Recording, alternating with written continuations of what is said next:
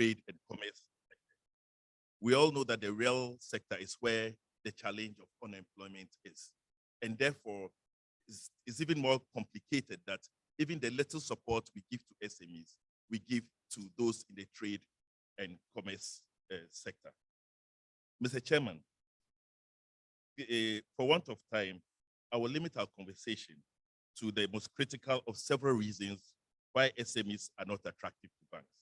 And more importantly, I will propose a few simple but practical measures that should hopefully offer ideas to bridge the gap. Mr. Chairman, the main reason for the financing gap is the inability of SMEs to meet the credit requisites of banks. For a bank to lend to any business, adequate information is required to make a judgment call on the extent of risk and how that risk can be mitigated and priced into the credit. There should be no information asymmetry between the owners of the business and the lender. The relationship should be akin to that of a doctor and a patient, a lawyer and a client, and I dare say a priest and a confessor. It is critical that SMEs keep proper and accurate records to be able to convince their bankers of the viability of their story, and more importantly, to be truthful about this. A situation where different sorts of financial records are presented to the owner, the banker, and the taxman, for example, tends to mask the real financial position of the business. Rather ironically, the reality is that accurate accounting helps entrepreneurs to better control their businesses and reduce inefficiencies such as waste and pilferage. Cash transactions should be minimized. And with the digitalization agenda of government, SMEs will even have a better reason to keep proper and accurate records. The cost of non-compliance will be too dear. As we all know, the digitalization is kind of putting all the different databases into one box. And therefore, your information will be available to any of the regulators. And it's therefore important for you to keep accurate records and be compliant to tax payments, for example. Mr. Chairman, the next issue is that of the structure of SMEs. Most SMEs are individually owned and managed. Decision-making is often concentrated in one dominant person, making governance weak and business succession and continuity poor. In addition, many SMEs do not appear to fully comply with regulations that govern their sectors, including some of the mundane requirements of the Companies Act. This makes financiers and bankers uncomfortable and nervous, both from the business risk and the compliance risk point of view. The third issue I will bring up is that which I will term as having your skin in the game. If you believe so much in your business, then your only equity should not be your sweat. A bank will confidently lend to a business whose owners have shown financial commitment to their business. For example, I've come across several SMEs with total assets running into millions of Ghana cedis, but less than 100 cedis in equity or capital. The risk-taking distribution between the bank and the business owner is clearly disproportional. SMEs should be encouraged to plow back their profits and even capitalize a significant component of their reserves into stated capital. Mr. Chairman, I will now go to the interesting topic of the high cost of SME credits.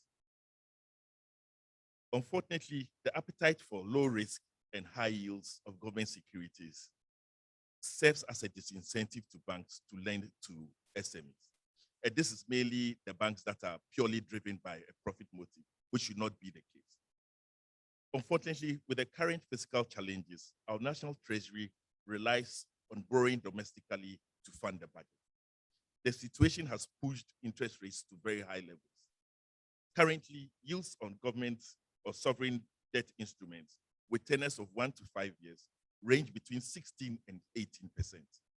And therefore, if you are lending to an SME, for that tenor for 1 to 5 years, that is what you take as your base, and you add your risk premium on top of it. The almost risk-free nature of these instruments, coupled with the treasury, the credit risk uncertainties presented by the COVID-19 pandemic has impacted on the negatively on the asset allocation decision of banks. This has led to a situation where only 29% of bank assets were held in loans and advances as at 30 June 2021. Clearly, this is not supportive of the private sector, and obviously, this cannot be a sustainable medium or long-term strategy for any bank that wants to remain relevant in Ghana. I'm happy to say in BOA, for example, about 40% of our assets are in risk assets, are in loans and advances. Mr. Chairman, enough of the challenges. Now, what should banks, our association, and the government do to resolve the financing gap for SMEs? My first proposition goes to the banks.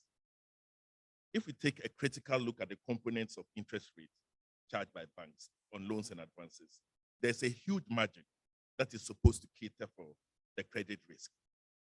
Ironically, banks in Ghana prefer to practice safe lending, even though the risk remains the same. So you charge the risk premium, but you don't take the risk. Therefore, if banks are to charge the risk premium, I think we should be bolder and take greater risk and finance SMEs. We as banks should be interested in providing advisory services to aid SMEs to upskill into local corporates. Sometimes a simple advice, such as the use of technology for sales and inventory control, for example, can result in plugging huge financial gaps in the SME's balance sheet. Our processes and procedures can also be intimidating to SMEs. These can be unnecessarily long, cumbersome, and expensive for SMEs to comply with. We can do a lot to bring more clarity and simplification here, and this would encourage and not turn away SMEs from requesting from credits from banks. Banks should structure SME credits to mitigate some of the credit risk. Adopting financial structures that tend to improve on the control of the cash cycle rather than just rejecting an SME credit, for example, significantly improves on SME quality, reduce the risk margin, and ultimately would lower the lending cost.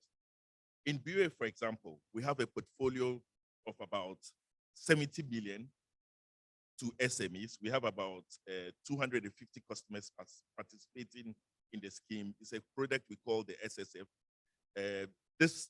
We give up to 250,000 cedis, no financials, no security to SMEs. And I mean, we have about 250 customers enjoying this facility at the moment, and a portfolio of about 70 million exposure to SMEs in that product alone. Mr. Chairman, I will now move on to government-led solutions. Over the years, government has done a lot to support the SMEs.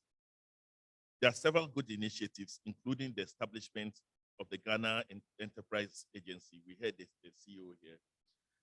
We also can mention other initiatives such as the Community Business Resource Centers that has been recently established by the Ministry of Trade and Industries. There are also government guarantee schemes such as the Ghana Cares of program and the GASL Guarantee Scheme product. And I think with this, we are on the right path. I can cite the example of India that started a credit guarantee scheme specifically for SMEs in the year 2000. And research has shown that this scheme has greatly improved on the performance and contribution of SMEs to the Indian economy.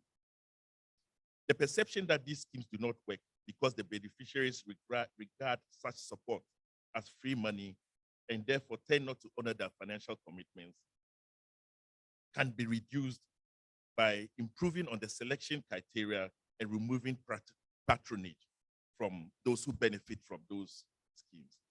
Also, ensuring proper governance, monitoring, and evaluation of the fund managers is key to the success of these schemes.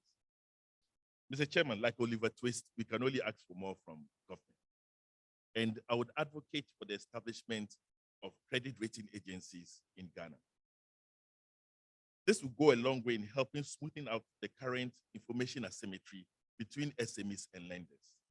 Banks as lenders will have the comfort of a professional, independent assessment of the businesses.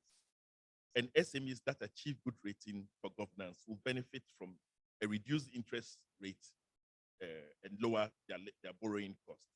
Maybe the Ministry of Finance and Bank of Ghana should take the step in lead to facilitate this. Mr. Chairman, let me ask a rhetorical question. We always hear that majority of government expenditure is used to fund public sector wages and salaries. Would the size of the public sector service not drop if incentives for exits were offered to public sector workers who have brilliant business ideas to go on their own? The fact is, most workers have side businesses.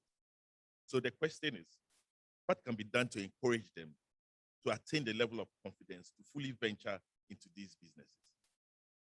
Finally, Mr. Chairman, I will conclude with a proposal to your chamber, our chamber. Organizing seminars and workshops are very good, but what happens beyond that? Who assists these SMEs to put in place structures that will make them attractive to banks? After this seminar, let each SME will live with high hopes, but the structural challenges will still exist. So I throw this challenge to you, Mr. Chairman. After this forum, let's get collaborators and assign them with responsibilities to follow up and assist members with the actions we have agreed on today. Mr. Chairman, before I take my seat, I would like to sound a small word of caution to the SME community. We've all been celebrating the African Continental Free Trade Policy, and rightfully so. It will be a game changer. But equally, it will be a game changer to SMEs in our neighboring countries as well. Our SMEs will face stiff competition from SMEs from our neighboring countries, and the influx of their products into our markets may crush a lot of SME businesses. It is right, therefore, that now we need to put the right structures in place to be able to upscale and to compete. Ladies and gentlemen, let's resolve to work together to make our SMEs creditworthy. Thank you very much.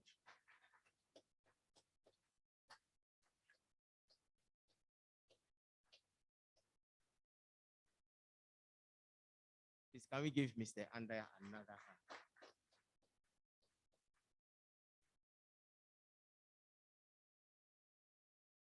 At least what I got is that after will be a game changer, but we have to make sure that we have the right structures in place to take advantage of it.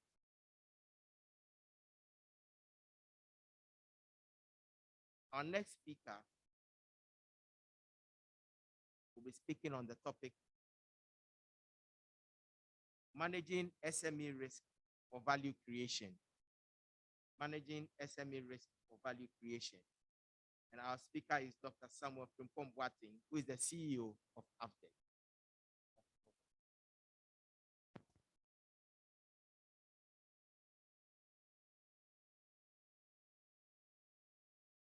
Thank you very much, brother. And thanks, Chamber, for a wonderful opportunity.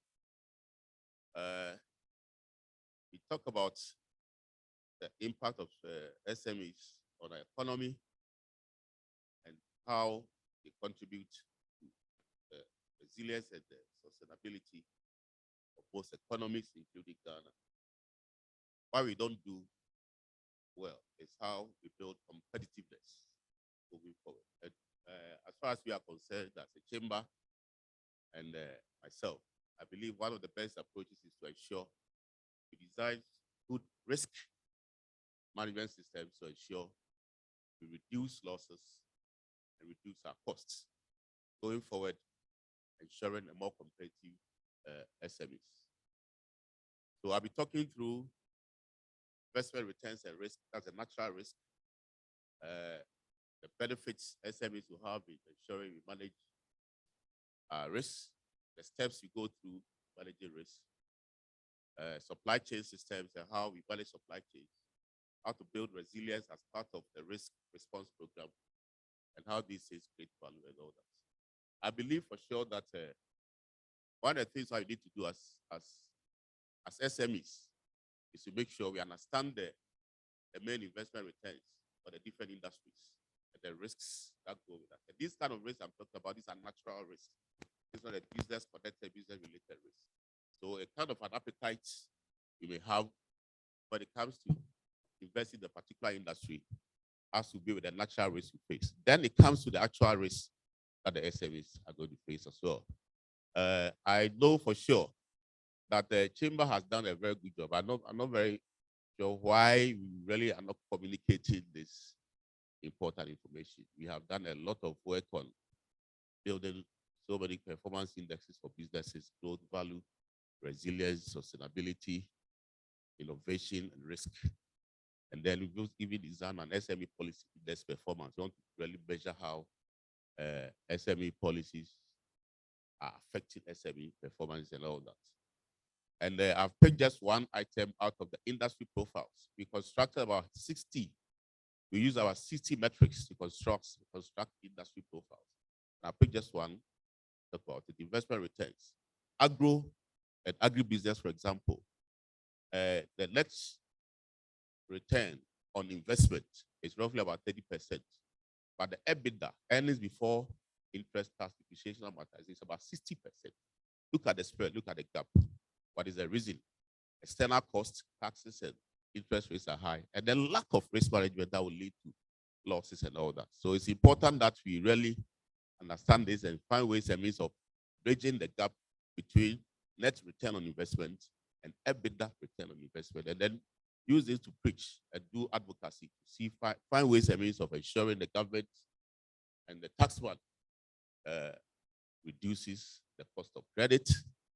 The taxman reduces the tax, and the government puts in place the right programs to ensure we work towards a decline in the cost of credit. I'm not a normal advocate of the natural policy management to reduce costs. I believe in the microeconomic management program to ensure these things are. We talk about that very soon.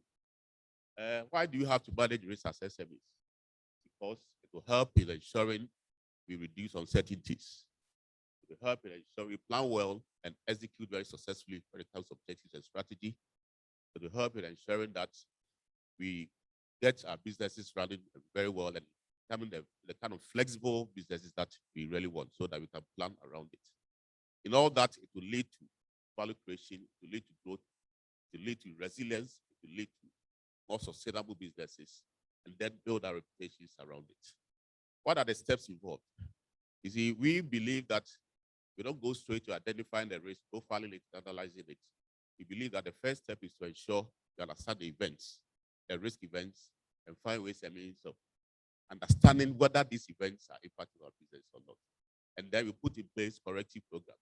What are some of the corrective programs? They have to be with building good resilience so that we can restrict ourselves around these shocks when it comes in, whether anticipated or unexpected, just as the COVID did. If you have the right resilience programs in place, we will be able to really absorb some of these shocks that come our way. And then we do go through compliance, ensuring that we don't lose so much as a result of lack of compliance. We find ways and means of ensuring that we stick to our programs, get to the compliant man, and ensure that we work ourselves around making sure we are very compliant and avoid losses, avoid unnecessary charges and penalties.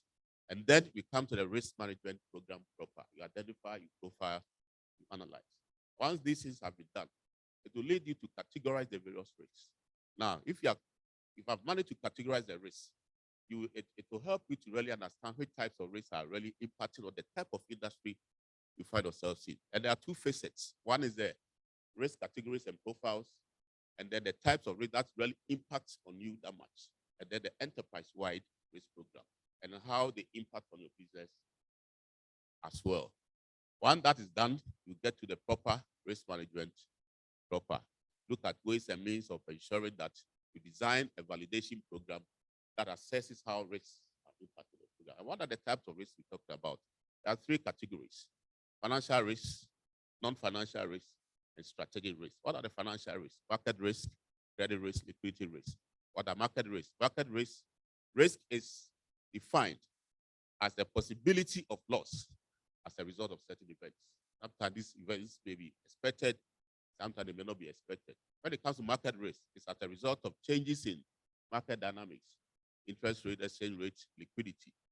The market demand, most of we here, the SMEs, may be really be facing. Sometimes the COVID actually gave us a challenge. Market demand actually declined. So these are market exposures. Exchange rate, for example, Ghana CD depreciates. Obviously, you're going to spend more money buying back the products that we sold off. And the reason why policymakers must be so interested in this is that when I get more, pay more in procuring my goods, then I have to push these costs to the customer. And the customer is going to pay her. What then happens? Inflation. It triggers inflation. It is straightforward. So inflation is not normally managed by fiscal squeezing the system, refusing to pay contracts and all that.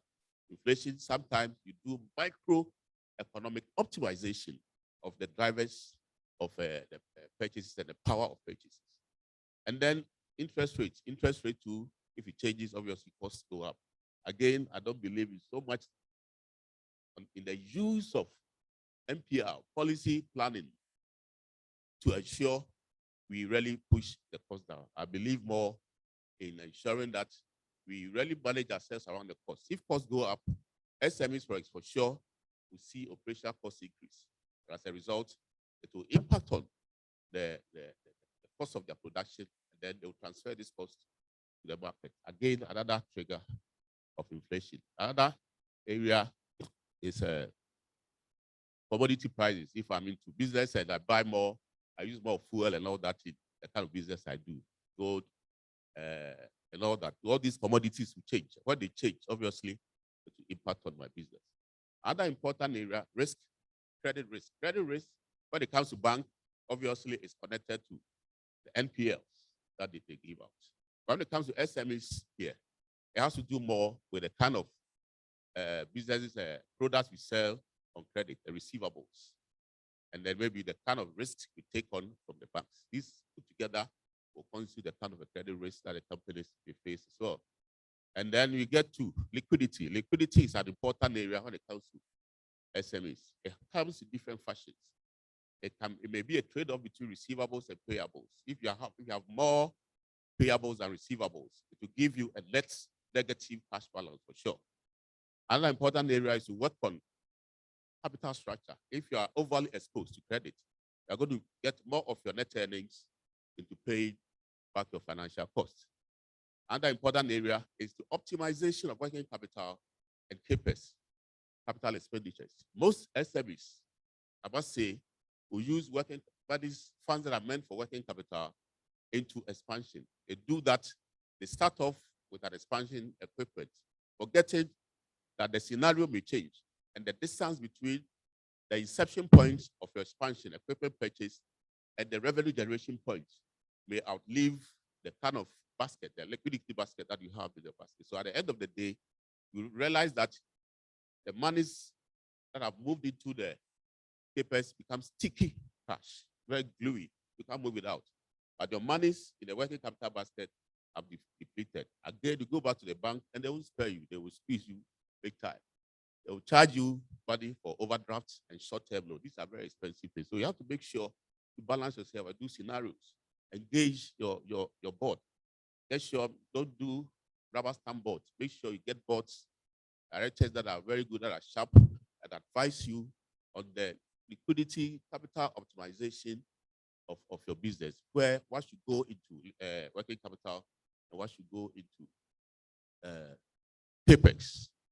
Then we get to the non-financial risk, operational risk, product risk, and then compliance. Operational risk comes as a result of loss due to lapses in processes, technology, systems, human beings, and all that. This is one of the serious, one of the most difficult risks to manage, because you have to document internal information going forward and do your processes. When there's a lapse, when there's a breakdown in your system, for example, you have to document the time that this breakdown has occurred, and also document the losses that have come as a result of that. Do that over the time. Appoint somebody more like a risk champion to ensure these guys are able to do that. Those documentations moving forward. Product risk, also effective products and all that. You have to manage it, find ways and means of understanding it, how it has impacted on revenue, how it impacts on the market, how it impacts on competitiveness as well. Compliance, we all know if you fail to do comply, penalties are there, potential risks are there. And then we come to strategic risk. The strategic risk come as a result of poor scenarios, poor testing, stress testing, and poor debiasing. The scenarios are such that the companies are exposed. Production may change, market may change, the dynamics may change. So make sure that you put all these scenarios. Now, thanks to certain softwares like Crystal Ball, can do very powerful simulation for you so that you create a beautiful scenario for your business going forward. So that when systems change, when certain environments change, you're able to respond to the right system and ensure that you optimize your production. When it comes to stress testing, I've talked about the different risks. And then I've talked about the fact that industries face natural risks. Now, the kind of risk appetite that SMEs want to face, given the nature of risk dictated by markets, competition, products, and all that. Now, if you're able to do that, and then move your risk appetite towards risk tolerance.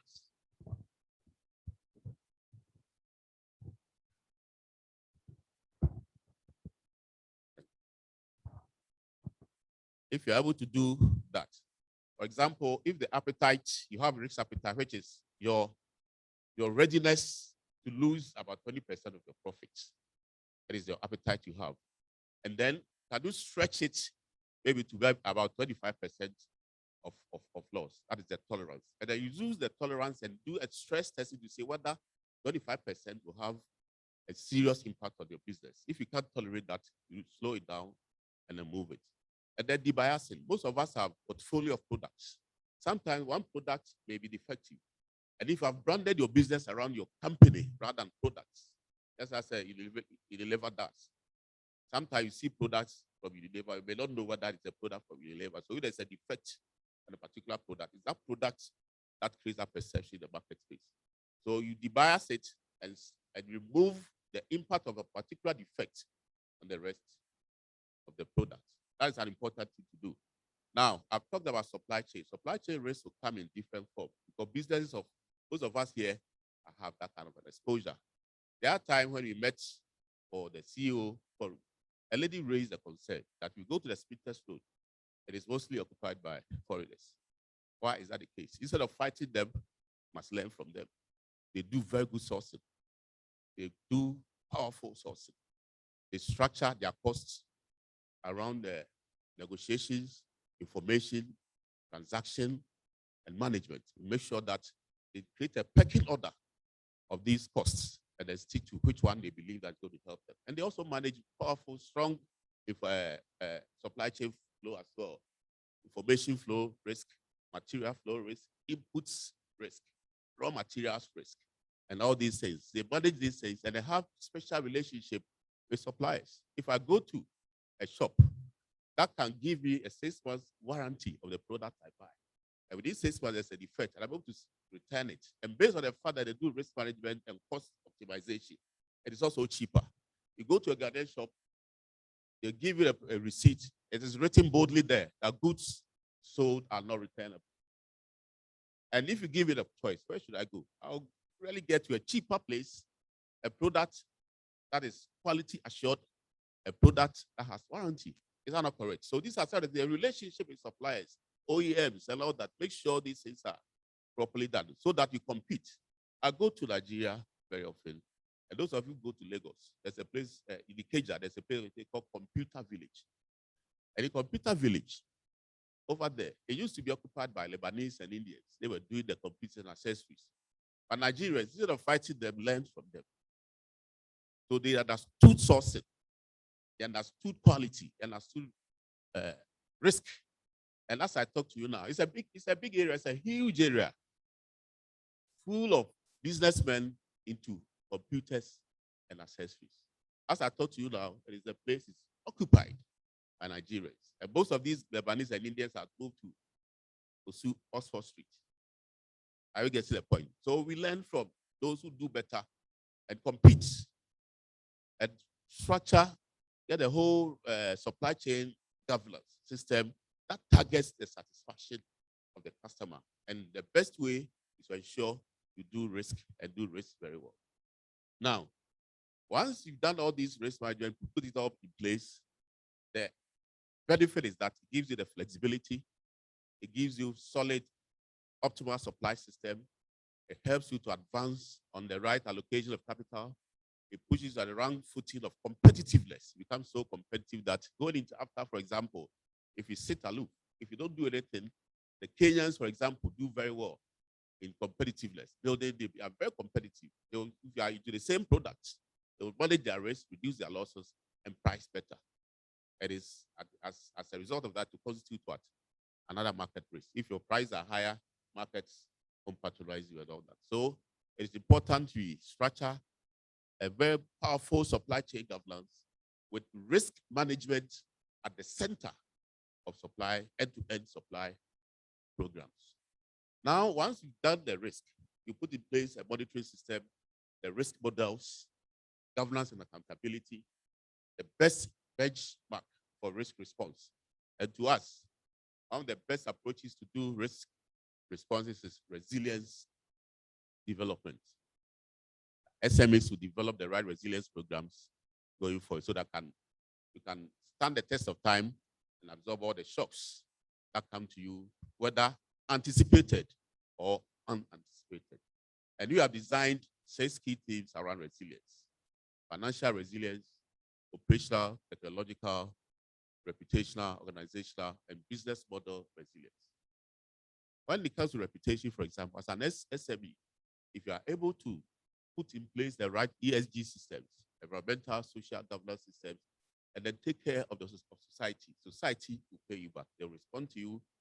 Whether far-flung or near, society will patronize you because they believe you have the interest of society at heart. When it comes to business model resilience, you have to ensure you design the right model with very flexible structures.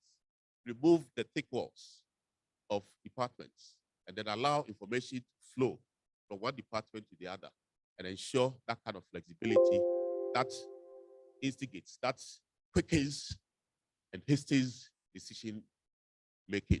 Again, must also build a kind of competence that you must put in place for the right human capital to have responses, the right responses to the customer, so that when the customer is far, the customer trusts you and respond. This kind of a model is what we describe as the exciting convergence between resilience building and objectives achievement. You do that, you are through. Because of time, you can't go through the other types of resilience. There are steps in it. You anticipate, you respond. There are different types.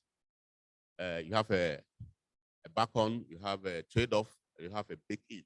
The bake-in is the best, where you design the right model of a workforce that is wise, a workforce that has a high collective wisdom, that will take the interest of the business at heart and respond to customers for the purposes of growing and attaining value. If you are able to do that, at the end of the day, you are going to be sure you have what it takes to build a resilient business and a resilient economy. Going forward, I want to make a statement, a discussion, not a statement. We talk about high cost of finance, for example. SMEs really suffer. We see the big ones, the corporates, they have the muscles to negotiate cheaper finance, even beyond the jurisdiction. Now, I'm a believer in microeconomic management of our finances, of our systems. The first point is to ensure you do value chain analytics. So far, the value chain projects and programs you have are just mapping, just describe the flow of the value adding process from one end to the other. I believe, and maybe the chamber also believes, that the best approach is to design diagnostics, data metrics around all the nodes and the chains of the industry, to a point where if you pick agri business, for example, you go to the input suppliers to the farmer, pesticides, fertilizers, and the machinery. You look at the numbers there, the cost there, the liquidity levels there, the risk exposures there. You have a number. You go to the farmer, you look at the risk exposures, weather risk, biological risk, and how they are affected in terms of production. Now, poultry farmers are struggling with bird flu. Recently, we were hit with insect attacks and all that. These things, you must document the impact of that on businesses. And then you get to the lakes, where the logistics companies come in terms of transport and all that, and pushing it through to make sure at the end of the day, we are able to get it to go. And then from there, you have the processing companies. There are exposures there. How many are there? If you pick pineapple, for example, how many pineapple processing companies do you have? What are the kind of exposures they have? What kind of interconnected risks? Sometimes the risks are interconnected. If, for example, a farmer faces a liquidity issue or a weather issue, it affects my program, it affects my operations. I may have to stop operations because I can't get my raw material. So as much as we identify the risks at the nodes and the chains, but also structure an interconnected program of these risks. And it runs through to the end of, of the chain. At the end of the day, what the banks will now see is a visible industry and the metrics and the dynamics there. So they are not going to price perception again, Mr. BOA. No more perception pricing, but reality pricing. The data is there, the metrics are there for you to do the right pricing. So when you do perception pricing, if it's 20% potential loss, you stretch it to 25% because you don't know, you only perceive. I get to the point. And when it comes to, so you see an improved visible industry. When it comes to business, at the business level too, when you do proper risk management, a business that has documented and profiled over the years, 3, 4, 5 years, and now doing risk, and it's able to convince the bank that after doing risk management, all the forms of risk and the ones that are peculiar to my company, I've been able to improve my performance. And it's properly documented. Again, the business performance becomes so visible, no more perception, and it's priced around it. When that is done, I believe business and industry are going to be more profitable than politics. And a lot of us will stay in business. And the company is going to draw from the resilience we built as a result of that.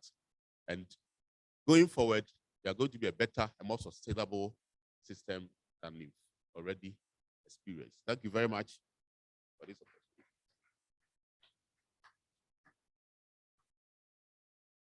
Thank you very much, Dr. Samuel Frimpong Boateng.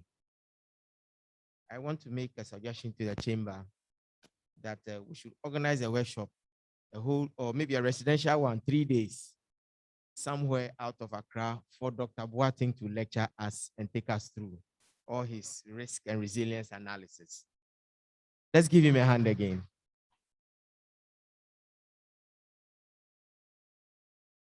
Our next presentation is on regulatory policies and SME competitiveness. And this will be delivered by Mr. Jonathan Lutrot, who is the senior manager with the management consulting unit of KPMG, who are one of our partners. Please give him a hand as he comes.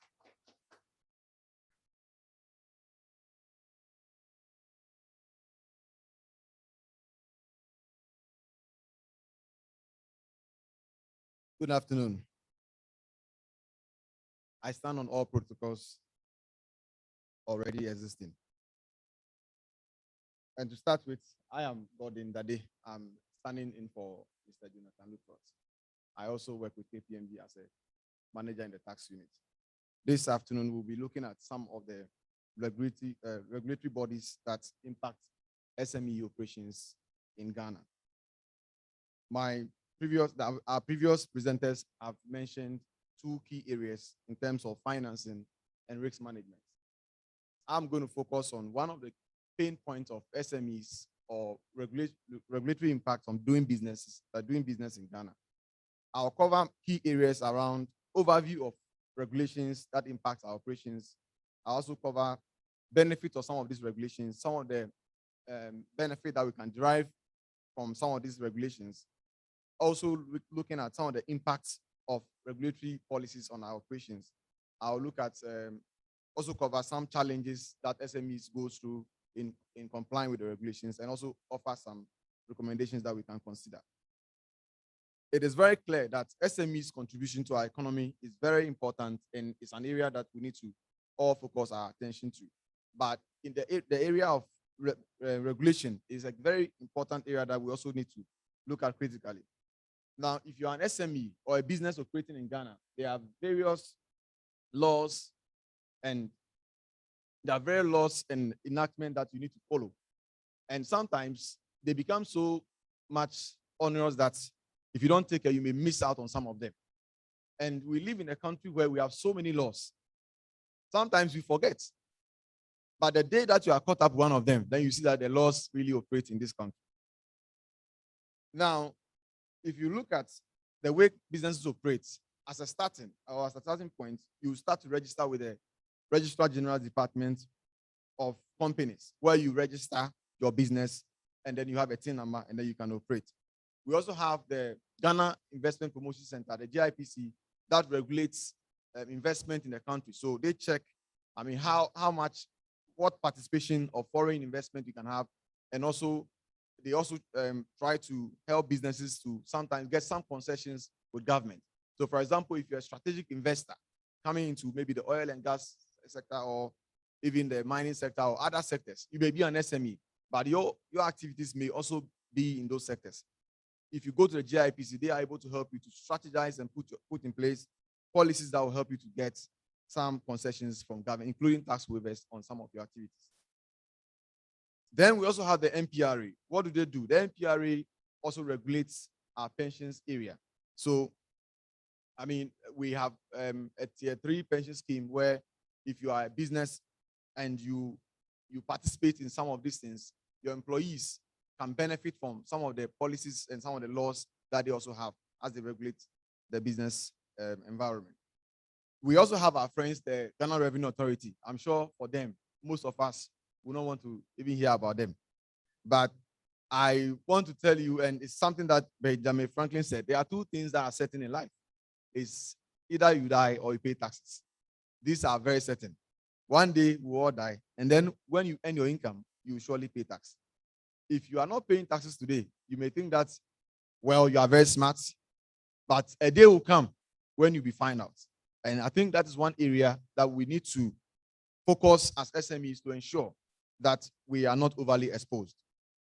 We also have the Petroleum Commission. What do? They are also in charge of regulating activities in the upstream and downstream sectors when it comes to petroleum activity in this country. So, of course, if you are an SME and you want to participate in that sector or in that industry, they need to collaborate, they need to go to them, and they need to get support from them. I'll move on to quickly look at, and also even before I move on to look at some of the challenges, recently we all hear about ESG and how businesses should structure to take advantage of some of the ESG principles. ESG simply, as Doc really already mentioned, environment, social, and governance principles. How does this benefit businesses? If you're a business, for example, and you are looking for funding, recently the government of Ghana has introduced the sustainable banking principles. What are these principles going to do? They are going to ensure that businesses or banks would have to report on some specific information to them. Now, as part of the requirements, banks are supposed to also disclose some information on some of the lenders that they give money to. What does this mean? It means that if you are an SME, you need to even start to understand some of these ESG principles and policies. And very soon, these things will become a regulation. We already know that there are some discussions in the pipeline where the Securities and Exchange Commission has already commissioned somebody to do some research and some work on ESG, just trying to regulate that sector as well. So these compliance issues become very, very, very challenging, and the need for SMEs to come together and be part of associations like the GNCCI to take advantage and also to come together and collaborate so that you can have a strong force to go to government and have the necessary support. I'll move on briefly to look at some of the benefits that SMEs can take from some of the regulations that we have. If you look at our new Companies Act, for instance, there's that kind of governance requirement where improved governance will bring some sort of increase in your profitability. So, for example, in the new Companies Act, there's more focus on governance, and also even when it talks about the mandatory requirements, mandatory rotation of auditors. Now, these sometimes become some daunting challenges for SMEs. For example, why would a small firm who has been operating for maybe 6 years or 5 years, then in the city you tell him that you should go and get a new auditor? I mean, the challenge of even getting to a point, some of these businesses are growing with their auditors who have understood their operations and helping them to even grow and helping them and giving them support. Within 6 years, you are asked to go and change your auditor. And even some SMEs that are even operating in the auditing sector, this is really, really disincentive to them. But we believe that if we come together as an SME or as an association, we'll have one strong voice and we can go to government and have tailor-made policies that will help our operations.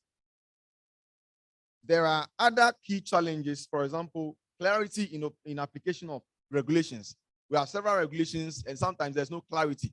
So you don't even know when you are doing something, when you are getting something wrong. Until you get it wrong, and then they'll come with their cane as the policeman or as the school teacher and challenging you. And this is where I'll say that you need to consult as an SME. Sometimes you may think that you are very small and therefore you don't want to spend money on consulting firms or getting people to support you. But I can say that this platform is one place that you can leverage support from the leadership here and make sure that you get the right support when it comes to regulatory impact on your businesses. And I can also say that KPMG as a firm, we have an enterprise unit where I think most businesses think that when it comes to KPMG, we are very expensive, we are very costly, so you don't even want to come to us. But I must also tell you that we provide a lot of services that are even on pro bono. For example, as I stand here today, if you ask me any task question, I'm going to give it to you for free. I'm not going to charge you for that. And I think if we build that kind of relationship, you realize that some of the values that we'll bring to you would outweigh the cost that you incur. And I think it's a good place to put your hands together. Now, I think, so when you look at our enterprise scheme, what we do is to support small businesses. So we have experienced staff, we have chartered accountants, we have IT people who are just trained to support SMEs. And they don't come on our normal consulting area where, they want to do value billing and all that. But this is just to support the industry. So it's one area that when you talk to the president, he will lead you to us and then we can support you. Very often, in recent times, we've seen the government come in with some practice notes, especially when it comes to taxation. You will see some practice notes on some of the areas that are evolving. But in the past, some of these practice notes are not there. So when you go and read the law, you don't even understand what the laws are saying. But I think sometimes when you get the consultants to come in, they are able to help you. Another challenge that we've also seen is the frequent changes in systems and operational models. So I think Doc already mentioned some of the risks that we face in that area. But you realize that sometimes when they change the laws or when they change some of the regulatory acts or the laws, what happens is that you quickly have to go and change your systems. For example, recently they passed a law for you to introduce 1% COVID levy. Now, if you are using a system to charge or to raise your invoice, what it means is that you have to get the IT guys to come in again to help you to modify that process. That brings increased cost to business. And we want to plead with government that there should be a targeted policy for SMEs. SMEs should have a policy that will help them to grow in this country when it comes to even regulation. In terms of, sometimes the frequency also with changes. We've seen frequent changes in regulation. Even last night, for instance, I got a message where there's a new change in the tax law that they want to introduce. And sometimes the time that you receive some of this information, they would have planned so much ahead. And then in a few months or time, they'll just come and say, comply with this. And even our own professor, Albert Einstein, he said, one of the hardest things to understand in the world is the income tax. Tax is a very difficult thing to understand. And therefore, the need for us to collaborate and ensure that we have targeted solutions for our SMEs. There are currently some laws that SMEs can leverage, like the modified taxation policy that we have. But we think that these are, there's still room for government to look at the SME sector if we really want to develop with that sector in mind. We want to offer some recommendations for SME. So the first part, which I've already said, is for us to come together as an association and have one voice so that we can go to government. The other is also to seek guidance from consultants like KPMG so that we're able to support you on your journey of growth. I would want to pause here and say that if you have any question on taxation, some issues that you want to clarify, I'm here to help you to do that today for free. Just to mention briefly that government brought a policy where they call the Waiver of Interest and Penalty Act. And that act is to ensure that if you have some taxes that you have not paid over the years, up to 2020, government is going to waive off the interest and penalties on those amounts. And this has been in operation since, I think, January of this year, but it will end just at the end of September this year.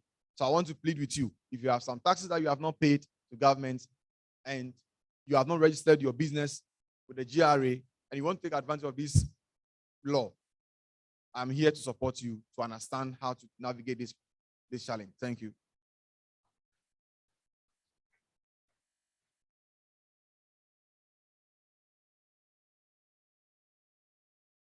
Thank you very much, Mr. Dade. And I want to encourage everyone to take advantage of this new law because we all don't like paying money out. So let's take advantage before government changes its mind. Our next presentation is on optimizing quality standards to enhance SME competitiveness. And our presenter is an auditor and trainer with Renudo and Wacom. I now call on Mr. Frederick Jamra Osu to deliver his presentation.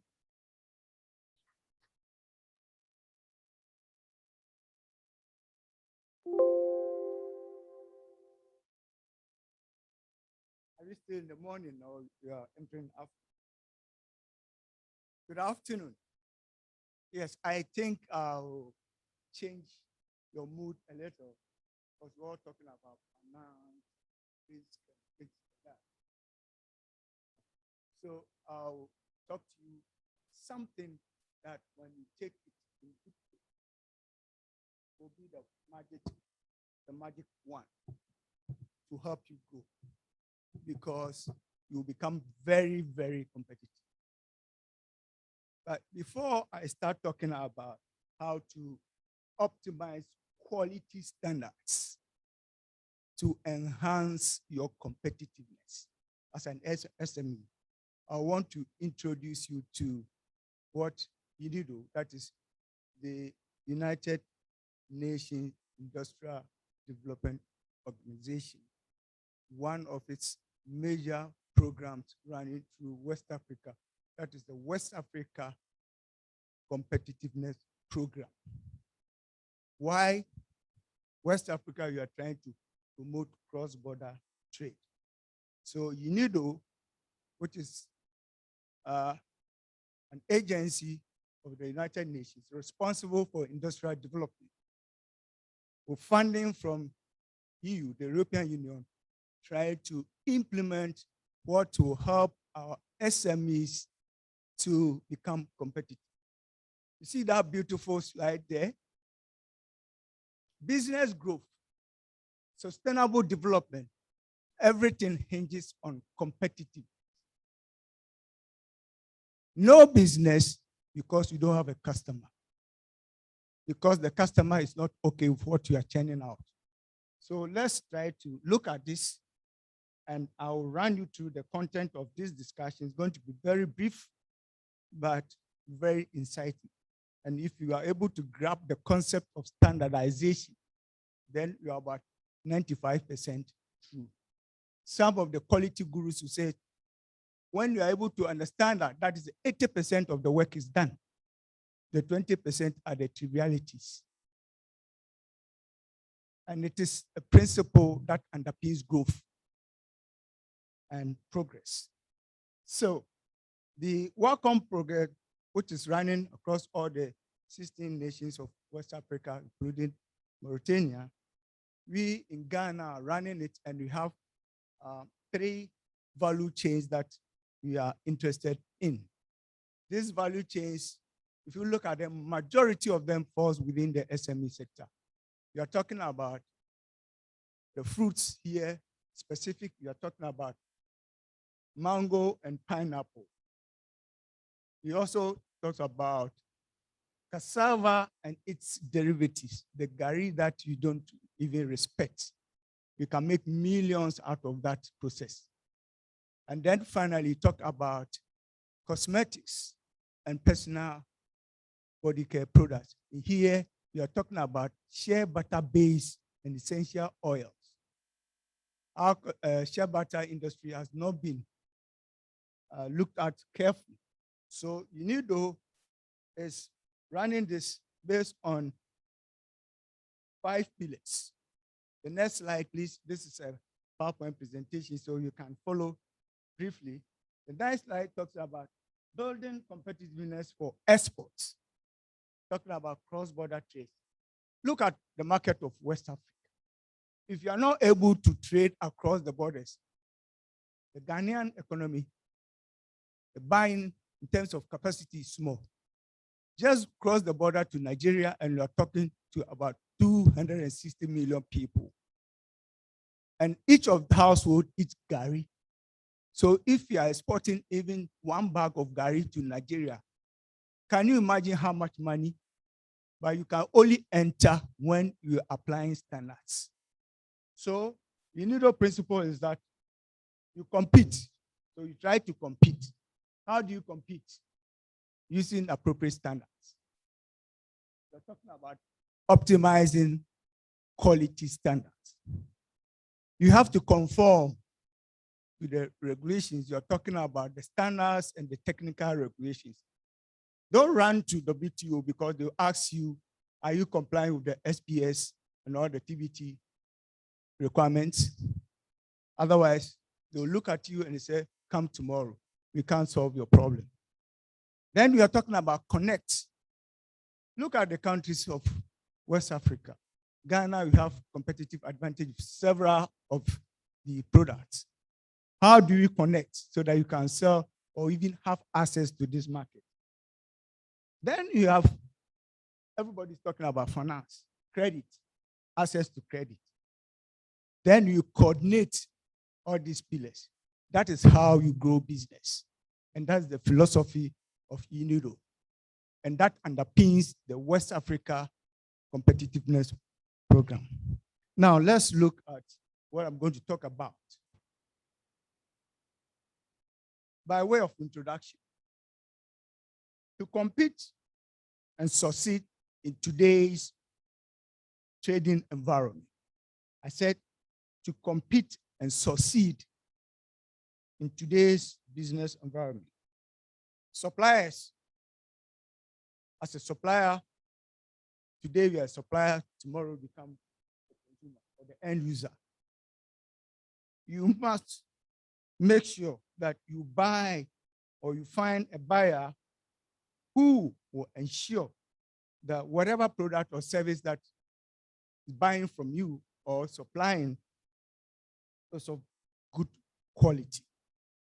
Meaning that you meet the quality requirements. What are the quality requirements? Until you are able to define the quality requirements, trust me, you cannot enter that market.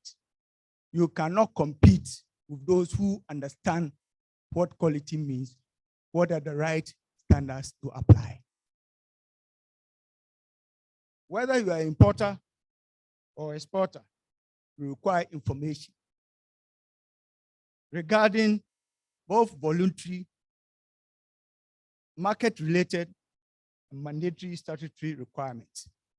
The European Union, they're talking about the market norms. It doesn't matter you produce the best mango or the best pineapple. If you don't understand the market requirements or the norms of Europe, trust me, you cannot enter the market. Those who understand and are able to identify, define, and apply the right standards will enter the market and you'll get all the sales. Why are we not able, SMEs, to compete with your counterparts in Puerto Rico, in the Caribbean. Why? There is something lacking. Full understanding of the quality requirements. Simple, mango. You don't understand the quality requirements, and therefore you cannot export mango to have the full benefits. You need to know the evidence of compliance. What is the evidence of compliance? They say go and test your product from an accredited laboratory. That is the only way you can find the evidence of compliance. Otherwise, you are deceiving yourself that we have the best product on the market. Trust me, when it is subjected to that conformity assessment, you fail, and you fail miserably. What are the regulators saying? I want to buy, but I want to buy something of good quality. You see, quality, you have adjectives describing it because you are looking at what? Fit for purpose. The degree or the extent of meeting that product or service requirement. I don't want a provider, when you call, you have a challenge and you call, and then you have the answered phone. Oh, somebody will attend to you. 30 minutes, you are still on phone and nobody will attend to you. Is that the quality you want? So organization must comply with such many requirements to assess the market. We're talking about market, assessing market. What are some of the words that you use when you talk about competitiveness of SMEs? Your ability to sustain a market position. You have a niche market. Do you have what it takes to sustain that position? Ability to apply quality standards. Some of the standards we are talking about technical issues. Garment, agua. They said ladies want size 10, UK size 10. What does it mean? He said if you can produce ladies, we'll say kente piece, whatever, size 10, give me 20,000 pieces. What is the definition of size 10? Can you sit in your factory and produce size 10 to be sold across the globe? If you are not there, please don't attempt. You will throw your money away. Size 10, just sizing will take you out of the market. Supplying quality products all the time, not once. You get it right today, and tomorrow is a different ball game. Competitive pricing. You can only achieve that when we are able to cut down waste. You are talking about efficient utilization of the scarce resource. You are talking about your raw material. You're talking about innovative product differentiation. You all have bottled water, but some are making it big because of what? Product differentiation. Sometimes it's only the package that will differentiate the big monkeys from the small monkeys. Okay? Marketing system. Do you understand the system, the requirement, the market norms, where you want to trade? Do you understand? Give me your label only in English and you give me Arabic or French or Spanish. Do you understand the market? Only labeling is taking you out of the market. So effective market system. Now let's consider certain things because we want SMEs to grow. Fewer resources. SMEs, you don't have it in abundance. You should have enough information, irrespective of your size and where you are located. Information is power. Knowledge is what? Power. I understand all the market requirements. I know what it takes to enter the UK market. Okay? Now the UK says, we are different from the rest of Europe. You should know what the European norms are, what the UK market norms are. That's the only way you can succeed as an SME. So how do you do this? You know, government, and for that matter, Ghana government has developed strategies to facilitate export trade through several initiatives. And this UNIDO Welcome is one of such big initiatives being funded by the European Union. So please, as SMEs, I'll plead with you, don't sit here and complain you cannot enter or access the European market. They are spending millions of euros to help us understand their system. Fair trade, level playing grounds. So it's up to us to learn this. Trade support institutions like the Ghana Export Promotion Authority. They can give you all the information that you need about a particular market. It's up to us as SMEs to liaise, to consult them, to find out what is the regulation in that particular market, talking about maybe South Africa or Egypt. Standards contain technical specification, I said it. And they provide us with precise criteria designed to be used consistently. That is the work of standard, consistently. So it's not a matter of I think. It's a matter of what the standard says. I think will not take you anywhere because we all have different opinions. Is that not it? But the standard will give us what everybody expects. So that you can consistently use that in order to meet or comply with the rules, the guidelines, and definition. Sometimes, I'm sorry to say that, just the definition. What is pure water? In which standard do you find the term pure water? And you have spent all the money and you call it, this is pure water. Who will buy pure water? It has no meaning. There are powerful tools that can help you drive innovation. I always said innovation is somebody who has discovered something that has market value. If whatever you have has no market value, it's no innovation. You are tickling yourself that you've come out with something magical. It is not. It will help you increase your productivity. How? Cutting down waste.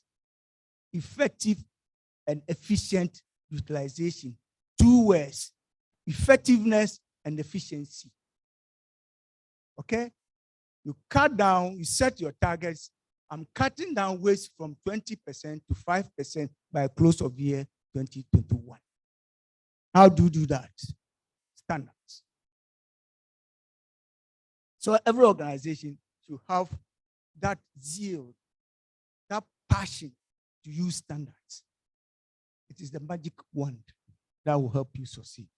Now, let's try to define it. Okay? You all say standard.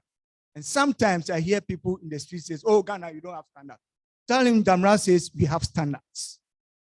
How did you come to this forum in this type of attire, in this suit? Why?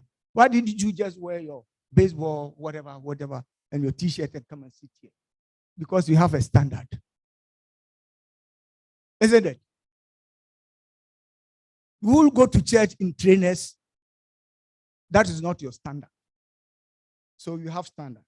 So a standard in this context is a technical document designed to be used as a rule, guideline, or definition. I gave an example of pure water. Is it a good definition? It's not a standard language. We develop standards through consensus. The consensus building because we've all agreed that this is the way we want to do things. This is the way you want to comply with the COVID protocols. Is that not it? But I've seen some gap. The physical distancing. Is it up to the standard? What is the standard? Correct. So you see, standard applies. Standards are created by bringing together all interested parties. So Ghana Standards Authority, when they are developing standards, they invite representatives from all sorts of industry, academia, testing laboratories and all that, depending on the subject matter, because the standard is defined to solve a problem. Sadly, most of the times when they are developing those standards, you don't find people showing interest. Trust me, when they were redefining the cocoa standard, Ghana was not represented on that committee. So they will sit there and develop a standard that will stifle the growth of the cocoa industry. Switzerland and its defining standard for Ghana, cocoa. How? Ask me again. The interest is not there. What are some of the pillars? Sustainable development. We are talking about sustainable development, and you focus on standardization as one of the pillars. There are 3 pillars. Metrology, you have the measurement, talking about standardization and conformity assessment. Standards. Here you talk about international standards because you want global playing field. Vital role in sustainable development. Promote sustainability and good regulatory practice. International standards or national standard for in Africa, you have regional standards as well. It will help domestic markets to operate efficiently. It will increase competitiveness.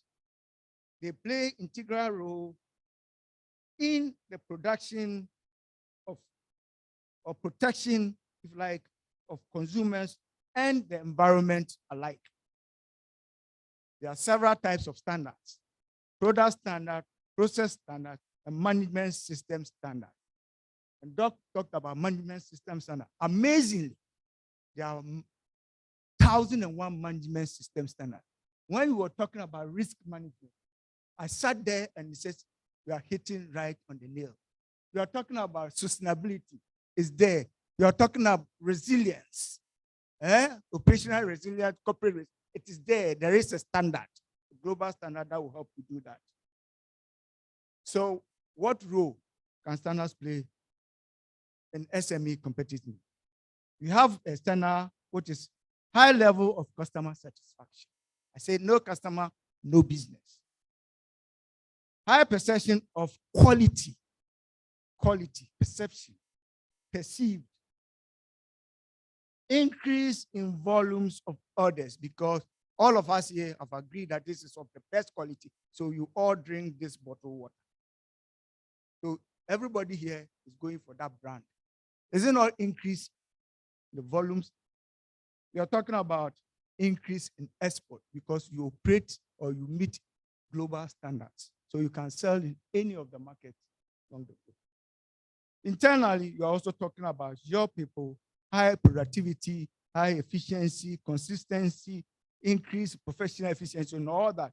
You are able to cut down waste. So some of the standards, examples for competitiveness. The next, please. You are talking about the quality management system standard that will help us to be efficient, reduce potential failures. You have the environmental standards. You have the health and safety that will help reduce accident. You're talking about IT security, management system standards. You can go on and on and on. But in conclusion, other elements for strengthening SME competitiveness: product development, training and human resource development. We are talking about the economies of quality, okay? High quality, low cost or affordable cost. Hands-on management. So you spread your competence across your management team so that you can comprehend and please have up-to-date information for the trade system. So by way of conclusion, you know we are growing. We're talking about global trade. It's becoming more complex because they are coming out with more stringent standards, quality standards for that matter. So exporters may face these challenges, but if you are able to identify and apply the right standards, then you'll be able to assess those markets. Regulations, market requirements And then also you should be able to provide a service that will help SMEs to determine or to identify the right standards that they have to comply with. One thing that I have to say, we have the Ghana Standards Authority. They are responsible to develop the relevant standards, the appropriate standards, but they have to work in conjunction with the Ghana Export Promotion Authority, so that we have the standard and we have those who are giving us the information on the various markets, so that we'll be able to compete and compete better. So SMEs, with the cooperation of these two agencies, trade promotion agencies, will be able to compete and have our fair share on the market. Otherwise, AFTA will not help us in any way. Thank you very much.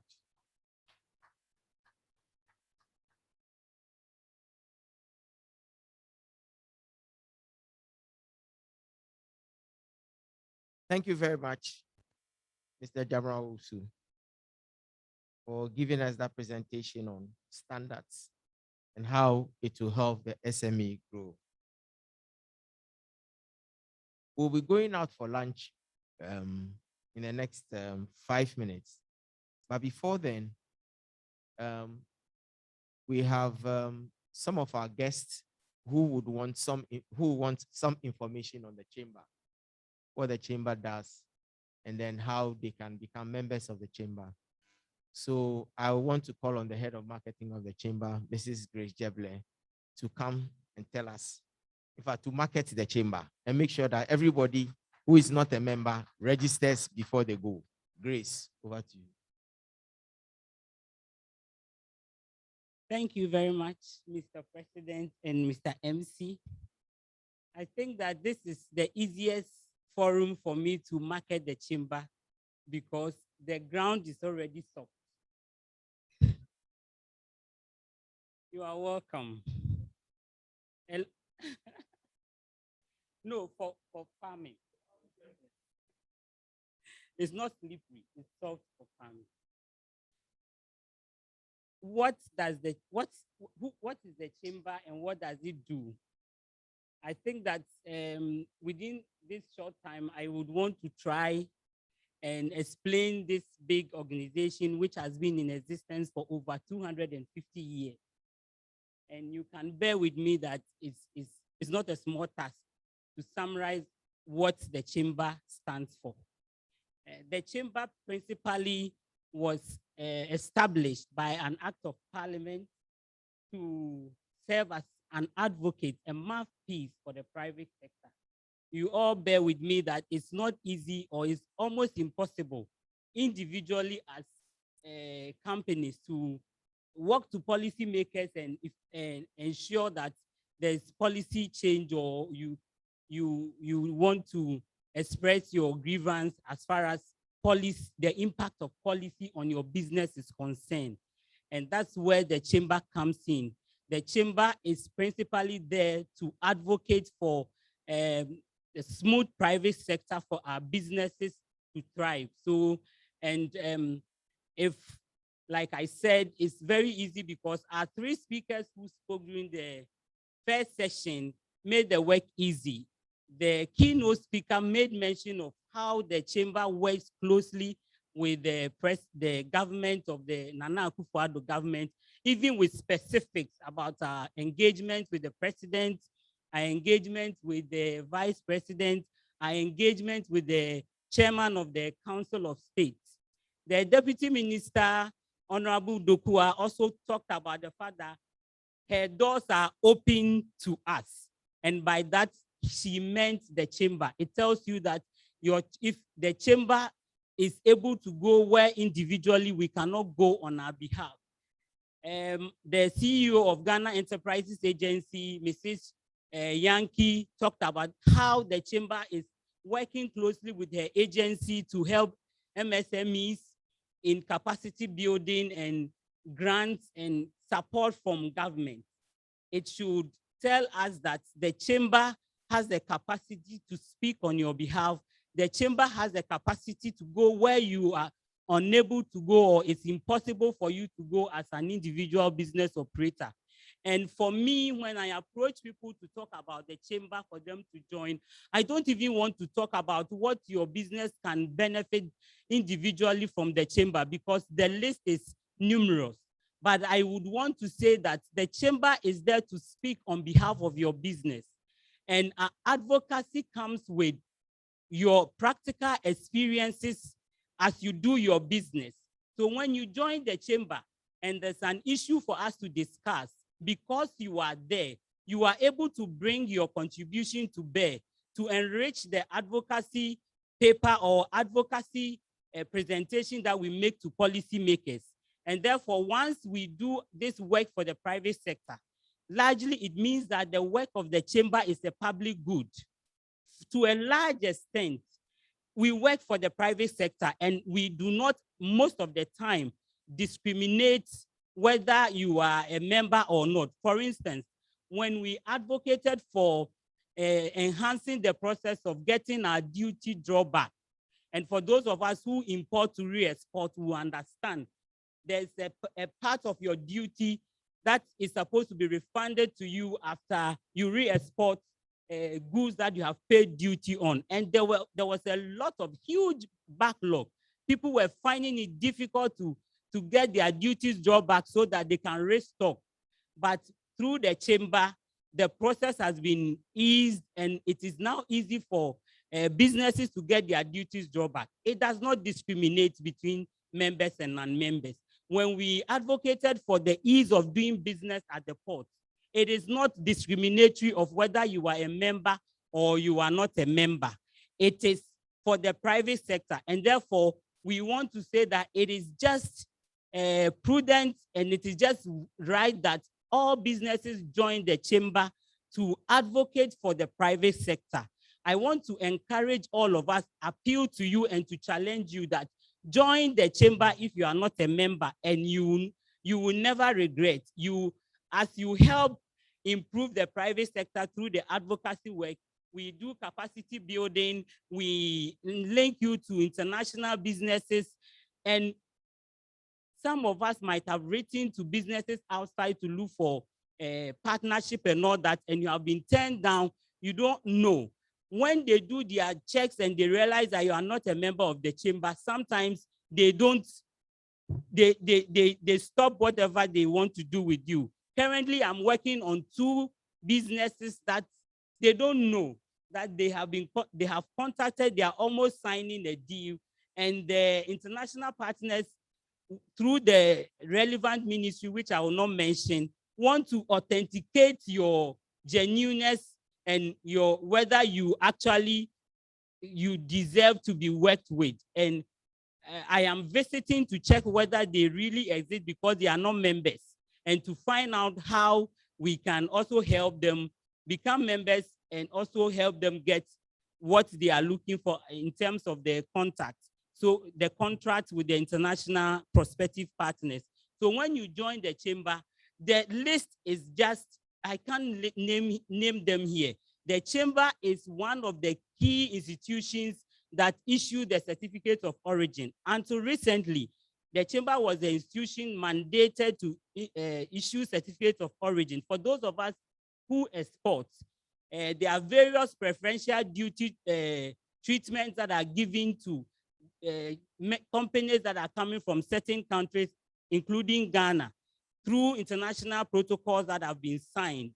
And if you use the certificate of origin to determine the origin of your goods, sometimes you even get 100% duty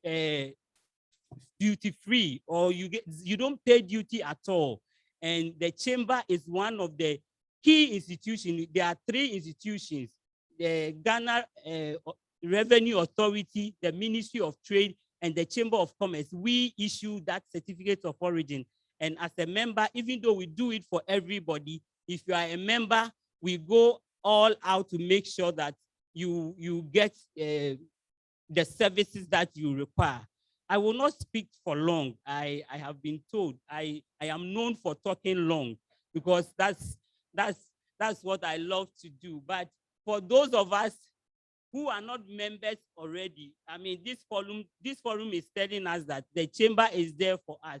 You may want to raise your hands. My people, my marketing executives are around.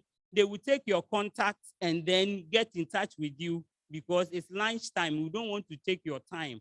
So please, if you are here and you are not a member of the chamber, please, if you can kindly raise your hands so that we want to appeal to everybody, every business here that is not a member of the chamber, to avail itself, and I mean the business, this opportunity of becoming a member of such a big family. Thank you very much. And you can approach us anytime. During lunch, we may be coming to your tables to find out from you because of time. You know, you don't joke with people's lunch time. I mean, we are doing everything according to time. So thank you very much, Mr. Chairman. Thank you, everybody, for giving me your audience. Thank you. I hope I didn't go beyond your 5 minutes. Thank you very much, Grace. If after all this marketing by Grace, you are still not a member of the chamber, voila, voila. We have given you, or you have an evaluation form in your brochure. So please fill the evaluation form. But however, at the back of the evaluation form, we want to find out whether you want to be part of the upcoming risk management advisory services. If you want to be part, and I want to encourage as many people as possible to join, because Dr. Frimpong Boatu will ensure that you are compliant, you are risk compliant. So please fill that also if you want to be part of it, and then we will contact you later. We are going out for lunch, and lunch is at the African Village. So when you use the back door, use this end, we are going to the African Village. Please, whilst you step out, we are giving out coupons. This is what you would use to show that you are from this seminar. So please make sure you grab a coupon from the officers of the chamber at the door or at the gate, and then they will let you have it. So lunch is ready. We are out for 45 minutes, and then we'll quickly come back. Thank you so much.